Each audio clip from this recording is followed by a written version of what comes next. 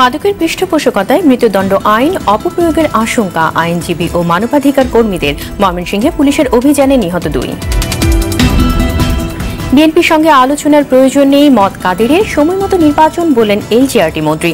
সংলাপে বাধ্য হবে সরকার, দাবি মওদুদের। গাজীপুর নির্বাচন প্রশ্নবিদ্ধ করতে কাজ করছে বিএনপি, অভিযোগ জাহাঙ্গীরের। শেষ পর্যন্ত মাঠে থাকতে চান হাসান সরকার। এবং বিশ্বকাপে টিকে থাকার ম্যাচে কোস্টারিকার বিপক্ষে লড়ছে ব্রাজিল। ক্রোয়েশিয়ার কাছে হেরে ঝুলে গেছে আর্জেন্টিনার নকআউট ভাগ্য।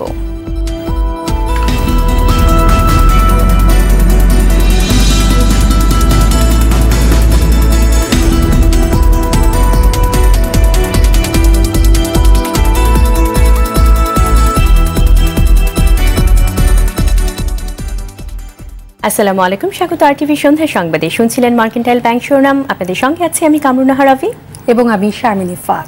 এবারে বিস্তারিত সংবাদ। মাদকের পৃষ্ঠপোষকতার শাস্তি মৃত্যুদণ্ড। সরকারের এমন মনোভাব মাদক অপরাধ কমাতে সহায়তা করবে না বলে মনে করেন আইনজীবী ও মানবাধিকার কর্মীরা। তাদের মতে আইনটি অপপ্রয়োগের সুযোগ থাকবে, তাই শাস্তি কার্যকর সংশোধনের সুযোগ এবং ঝুলে থাকা লাখ লাখ মামলা দ্রুত নিষ্পত্তির পরামর্শ দেন তারা। নিহার নন্দীর ক্যামেরায় নাজিব পরাইজের রিপোর্ট। মাদকদ্রব্য ও মাদকের সঙ্গে সংশ্লিষ্ট অপরাধীদের বিরুদ্ধে 15 মে থেকে এ পর্যন্ত অভিযানে আইন শৃঙ্খলা বাহিনীর সঙ্গে কথিত বন্দুকযুদ্ধে 144 জন নিহত হয়েছেন। গ্রেপ্তার হয়েছেন 20,767 জন। তবে আলোচিত গডফাদাররা ধরাছোঁয়ার বাইরে থাকায় সমালোচনার ঝড় ওঠে। এগিয়ে যাবেই। বুধবার জাতীয় সংসদে এক প্রশ্নের জবাবে প্রধানমন্ত্রী শেখ হাসিনা জানান, বিদ্যমান মাদকদ্রব্য নিয়ন্ত্রণ আইন 1990 অনুযায়ী মাদক অপরাধীদের সর্বোচ্চ শাস্তি মৃত্যুদণ্ড রয়েছে। তবে বিদ্যমান আইনে কোনো ব্যক্তির দখলে বা কর্তৃত্বে বা অধিকারে মাদকদ্রব্য পাওয়া না গেলে তার বিরুদ্ধে আইনগত ব্যবস্থা নেয়ার সুযোগ কম। এতে মাদক ব্যবসায় জড়িত রাঘব বোয়ালরা সহজেই পার পেয়ে যায়। মাদক ব্যবসার পৃষ্ঠপোষকতাকারী ও গডফাদার সহ মাদক সিন্ডিকেটের বিরুদ্ধে কঠোর আইন প্রয়োগের লক্ষ্যে মাদকদ্রব্য নিয়ন্ত্রণ আইন 2018 প্রণয়ন করা হচ্ছে। সংশোধিত আইনে মাদক ব্যবসায় পৃষ্ঠপোষক ও মাদকের গডফাদার সহ মাদক সিন্ডিকেটের বিরুদ্ধে সর্বোচ্চ শাস্তি মৃত্যুদণ্ড বিধান রাখার প্রস্তাব করা হবে। এমন প্রস্তাবের প্রতিক্রিয়ায় সুপ্রিম কোর্টের বিশিষ্ট এই আইনজীবী বললেন, শাস্তি বাড়ালে দোষ প্রমাণের সম্ভাবনা কমে যায়। পৃষ্ঠপোষকতা এর কোনো সংজ্ঞা হতে পারে না, মানে আপনি কোন কাজকে পৃষ্ঠপোষকতা বলবেন। এখন যাদের কাছে মাদক পাওয়া যায় তাদের শাস্তি হয়, পৃষ্ঠপোষকতা যেহেতু সংজ্ঞা দেওয়া যাবে না, অতএব এই আইনটা অপপ্রয়োগ হতে বাধ্য। শাস্তিটা কমাতে হবে। শাস্তি কমাতে হলে সহজে দোষী প্রমাণিত করা যায়। গত 200 বছরে সারা দুনিয়া এটা দেখা গেছে। আর মানবাধিকার কর্মী সুলতানা কামাল বলছেন, অপরাধীদের সুপথে আনতে মৃত্যুদণ্ডের বিকল্প ভাবা যেতে পারে। আমরা মৃত্যুদণ্ডটা মনে করি না যে অপরাধ কমাতে আসলে সাহায্য করে, কিন্তু মানুষের জীবন হরণ হয়ে যায়। হ্যাঁ, যদি কোনো সময় দেখা যায় যে ভুল করে একটা মানুষকে মৃত্যুদণ্ড দেওয়া হয়েছে এবং সেটা কার্যকর করা হয়ে গেছে, তখন কিন্তু সেটা আর ফেরত আনা যায় না। কঠোর আইনের আগে সাজা নিশ্চিত করতে জটিলতা দূর করার পরামর্শ দেন তারা। খালি মামলা করলে কিন্তু এটা আইন শৃঙ্খলা বাহিনীর জন্যই লাভ হয়। তারা মামলা করতে গিয়ে অনেক তাদের উপরই আয় হয়। তো আপনি 1 লক্ষ মামলা করবেন 1 বছরে, তার মধ্যে 2000 মামলারও নিষ্পত্তি হবে না। শাস্তি কমিয়ে মামলা নিষ্পত্তি দ্রুত করা যায় এবং মামলা নিষ্পত্তি দ্রুত করার জন্য যে লোকবল, সাজ সরঞ্জাম, যাতে যত কিছু দরকার সেদিকে নজর দিতে হবে। অবশ্যই এমন শাস্তি দেওয়া হোক যেটাতে তারা অনুতপ্ত হয়, যাতে করে তারা নিজেরা বুঝতে পারে যে তারা একটা গুরুতর অপরাধ করেছে। কিন্তু আমরা বিশ্বাস করি যে মৃত্যুদণ্ড ব্যতীত আরও অনেক শাস্তি আছে যেটার মধ্যে দিয়ে সেটা করা যায়। মৃত্যুদণ্ডই। নাজিব ফরাইজি, আরটিভি, ঢাকা। চরম শাস্তি। এদিকে ময়মনসিংহের ত্রিশাল ও তারাকান্দায় পুলিশের সঙ্গে আলাদা বন্দুকযুদ্ধে 2 মাদক ব্যবসায়ী নিহত হয়েছে। আহত হয়েছেন 2 পুলিশ সদস্য। এ সময় ঘটনাস্থল থেকে বিপুল ইয়াবা, গুলির খোসা সহ 2টি বড় ছোরা উদ্ধার করা হয়। পুলিশের দাবি, গেল রাতে গোপন তথ্যের ভিত্তিতে উপজেলার কবি নজরুল বিশ্ববিদ্যালয় এলাকায় একটি পরিত্যক্ত ঘরে মাদক ব্যবসায়ীর উপস্থিতি টের পেয়ে ঘেরাও করে তারা। এ সময় পুলিশের গুলিতে নিহত হয় স্বপন নামের একজন। এদিকে একই রাতে তারাকান্দায় মাদক ভাগাভাগির সময় পুলিশের যৌথ অভিযানে নিহত হয় আলী হোসেন নামের একজন। এ সময় পুলিশের 2 সদস্য আহত হন।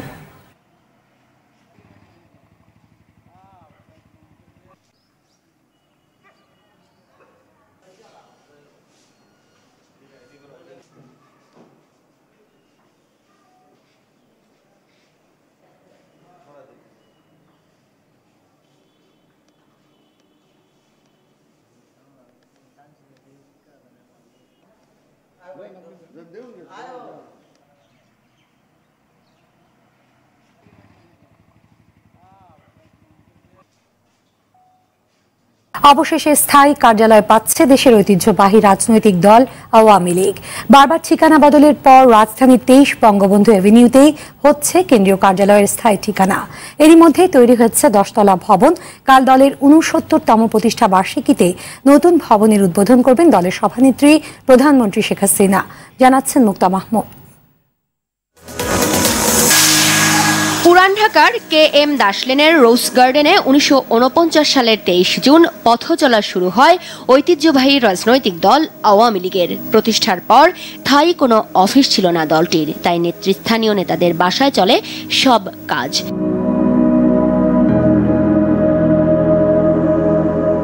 সময়ের সঙ্গে বড় হতে থাকে দল, বাড়তে থাকে কর্মী সংখ্যা। এক সময় দরকার হয় স্থায়ী অফিসের। 1953 সালে প্রথমে পুরান ঢাকার 9 কানকুনবাড়ি লেনে এবং 3 বছর পর 56তে সিমসন রোডে অফিস নেওয়া হয়। এখানে চলে দলের কার্যক্রম 8 বছর। এরপর নানা চড়াই উতরাই ও রাজনৈতিক পট পরিবর্তনের কারণে 1964 সালের 25 জানুয়ারি আওয়ামী লীগকে পুনরুজ্জীবিত করে ওই সময়ে দলের সাধারণ সম্পাদক শেখ মুজিবুর রহমান 91 নবাবপুর রোডে দলের অফিস নেন। এর কিছুদিন পর অস্থায়ীভাবে সদরঘাটের রূপমহল সিনেমা হলের গলিতেও বসেন। এর বাইরে পুরানা পল্টনের 2টি স্থানে দীর্ঘদিন দলের অফিস ছিল। 1981 সালে শেখ হাসিনা দলের দায়িত্ব নেয়ার পর থেকে 23 বঙ্গবন্ধু এভিনিউর বর্তমান কার্যালয়ই আওয়ামী লীগের স্থায়ী ঠিকানা। জরাজীর্ণ ভবনটি 2016 সালের 17 জুলাই ভেঙে নতুন ভবনের কাজ শুরু হয়।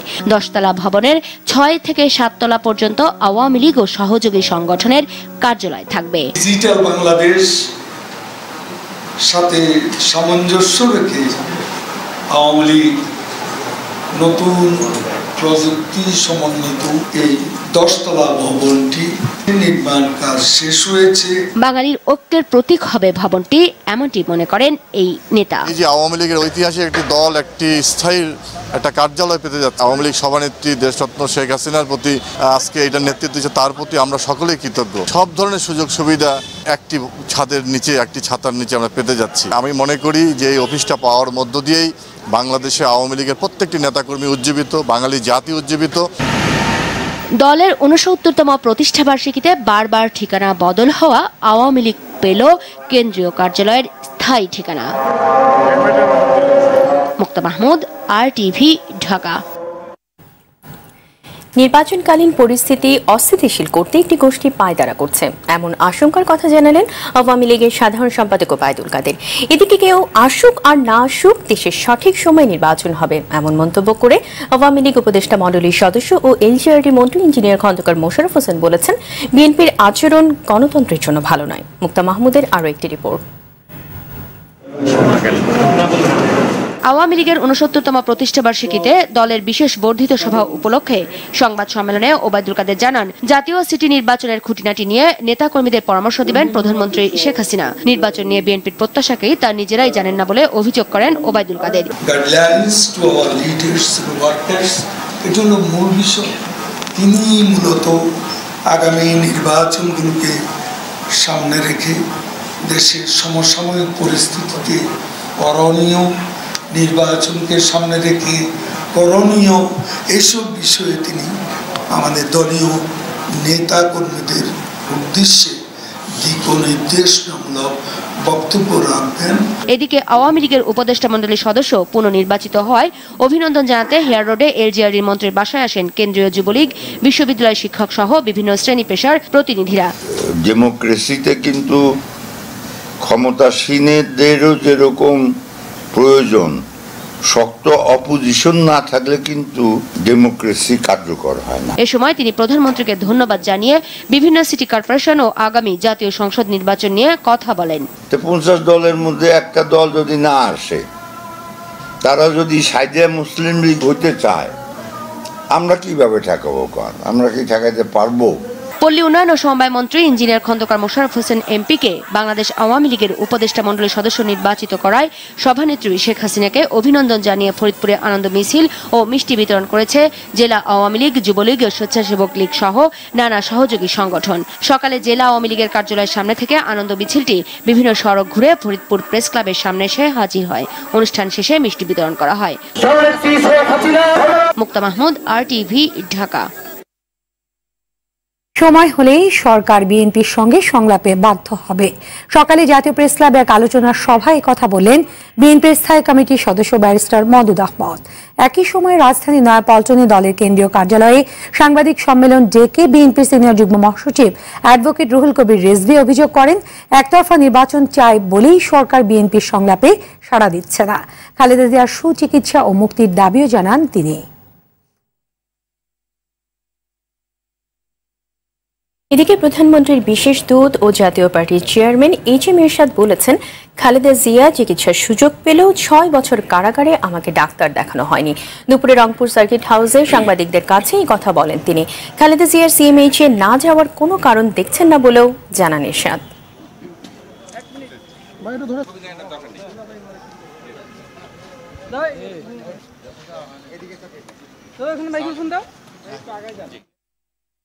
বরিশাল সিটি নির্বাচনে দলের মনোনয়ন পেতে দৌড়ঝাঁপ শুরু করেছেন আওয়ামী লীগ ও বিএনপি সম্ভাব্য প্রার্থীরা।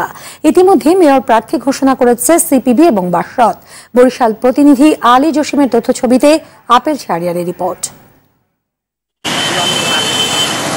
2002 সালে গঠিত বরিশাল সিটি কর্পোরেশনের আয়তন 58 বর্গ কিলোমিটার। 4 লাখ মানুষের বাস এ নগরীতে। চলতি বছরের অক্টোবরে শেষ হবে বর্তমান মেয়রের কার্যকাল। এরই মধ্যে নির্বাচনের তফসিল ঘোষণা করা হয়েছে। রাজনৈতিক দলগুলো থেকে মনোনয়ন পেতে দৌড়ঝাঁপ শুরু করেছেন মনোনয়ন প্রত্যাশীরা। সম্ভাব্য আওয়ামী লীগ প্রার্থীরা ইতোমধ্যেই নির্বাচনের জন্য প্রস্তুতি নিয়েছেন। দল যদি আমাকে নমিনেশন দেয় অবশ্যই আমি নির্বাচন করব। নেত্রী যদি আমাকে আমার উপর সে আস্থা থাকে, উনি যদি আমাকে মনোনয়ন দেন, সেই শওকত হোসেন হিরণের যে উন্নয়নের যে ধারাটা সেটাকে আমি আবার ফিরে আনবো। বিএনপির সম্ভাব্য মেয়র প্রার্থীরা অপেক্ষায় আছেন দলের কেন্দ্রীয় কমিটির সিদ্ধান্তের। আমাকে দেশনেত্রী আশ্বাস দিয়েছিলেন আগামী নির্বাচনে, বরিশাল সিটি কর্পোরেশন নির্বাচনে আমাকে নমিনেশন দেবেন।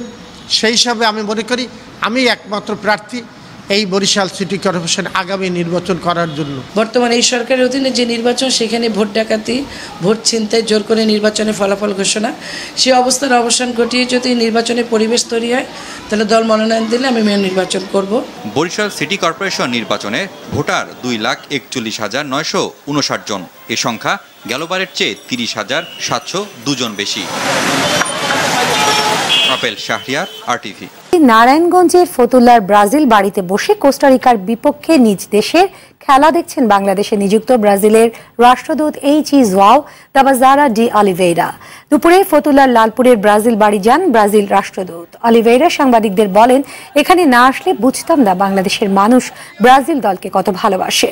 এদিকে রাষ্ট্রদূত সহ ব্রাজিলের প্রতিনিধি দল বাড়িতে যাওয়ায় আনন্দিত বাড়ির মালিক জয়নাল আবেদিন টুটুল।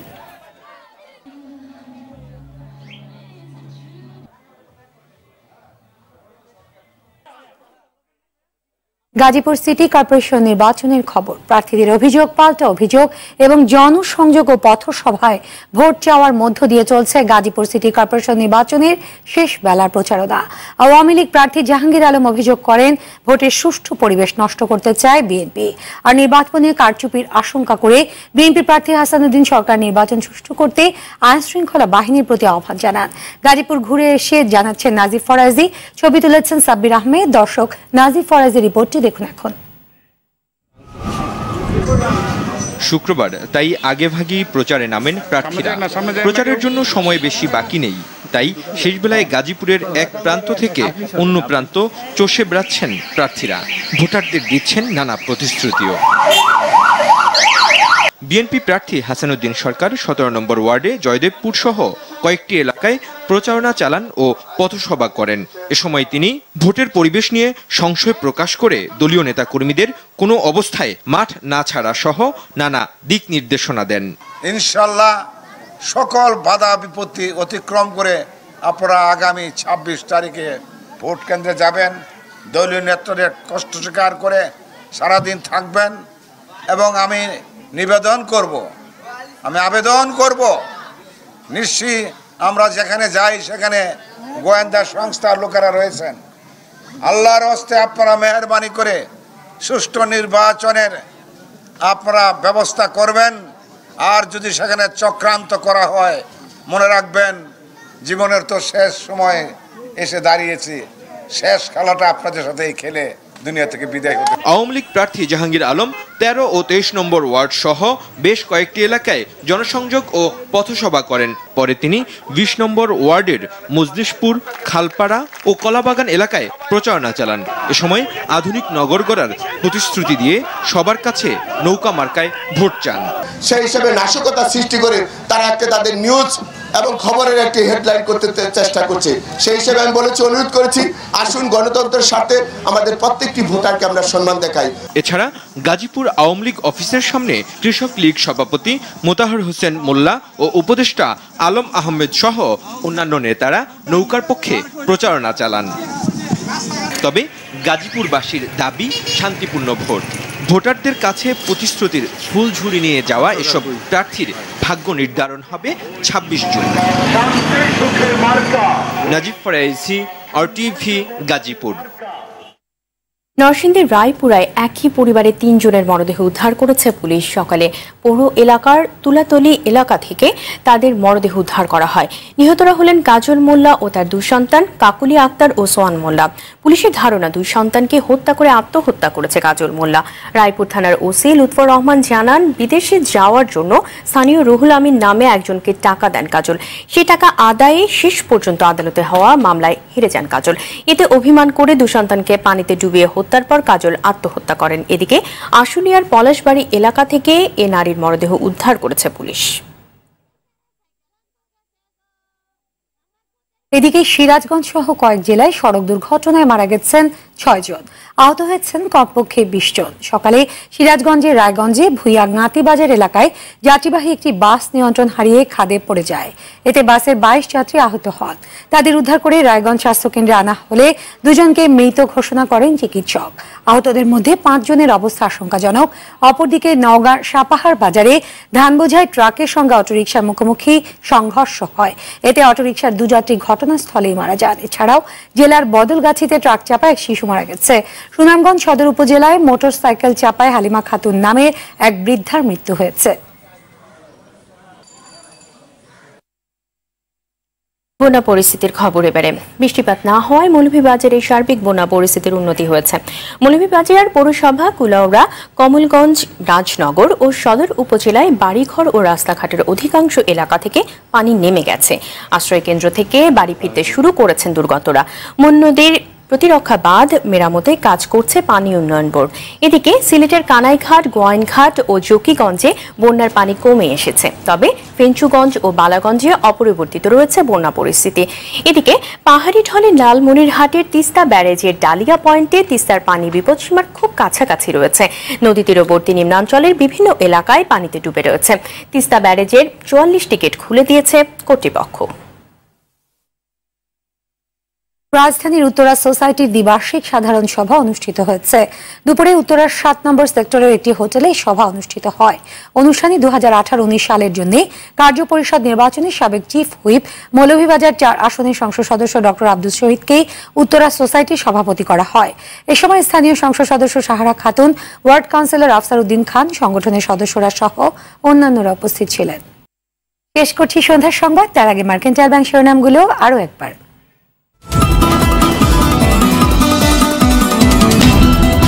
মাদকের পৃষ্ঠপোষকতায় মৃত্যুদণ্ড আইন অপপ্রয়োগের আশঙ্কা আইনজীবী ও মানবাধিকার কর্মীদের। ময়মনসিংহে পুলিশের অভিযানে নিহত 2।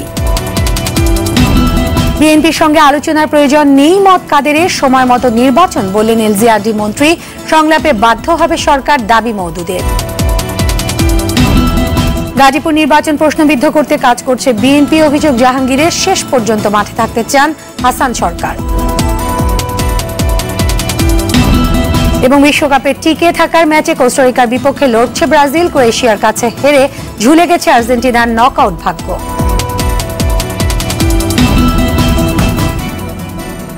সন্ধ্যার সংবাদ এ পর্যন্তই। RTV সবশেষ সংবাদ জানতে যে কোনো মোবাইল ফোন থেকে 4141 নম্বরে ডায়াল করুন। আর মোবাইল ফোনে সংবাদ দেখতে অ্যাপ স্টোর, গুগল প্লে বা উইন্ডোজ স্টোর থেকে ডাউনলোড করুন RTV অ্যাপস। এছাড়াও তাৎক্ষণিক ও বিনোদন সংবাদ জানতে বিশ্বের যে কোনো প্রান্ত থেকে ভিজিট করুন rtvonline.com এবং youtube.com/rtvnews। ধন্যবাদ সবাইকে। ধন্যবাদ।